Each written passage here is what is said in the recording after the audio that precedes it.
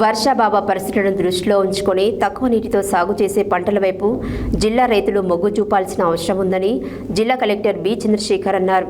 మంగళవారం జిల్లా కలెక్టర్ నల్గొండ మండలం కంచనపల్లి గ్రామంలో కంది పంటను సాగు చేసిన రైతుల వ్యవసాయ క్షేత్రాలకు వెళ్లి ప్రస్తుత వాతావరణ పరిస్థితుల దృష్ట్యా ఆరుతడి పంటల సాగు చేస్తున్నందుకు రైతులను అభినందించారు.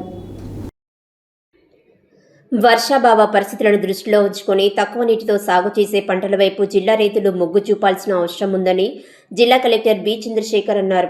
మంగళవారం జిల్లా కలెక్టర్ బి చంద్రశేఖర్ నల్గొండ మండలం కంచనపల్లి గ్రామంలో కంది పంట సాగును చేసిన రైతుల వ్యవసాయ క్షేత్రాలకు వెళ్లి ప్రస్తుత వాతావరణ పరిస్థితుల దృష్ట్యా ఆరుతడి పంటలు సాగు చేస్తున్నందుకు రైతులను అభినందించారు.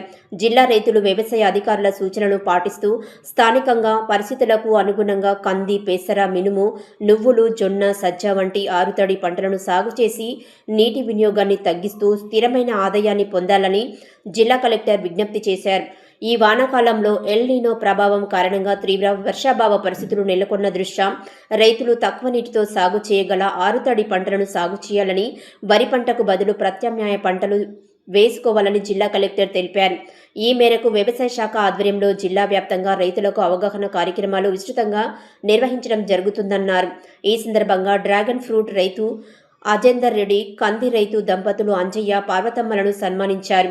జిల్లా వ్యవసాయ అధికారి వినోద్ కుమార్, ఉద్యాన శాఖ డీడీ శేఖర్ తదితరులు జిల్లా కలెక్టర్ వెంట ఉన్నారు.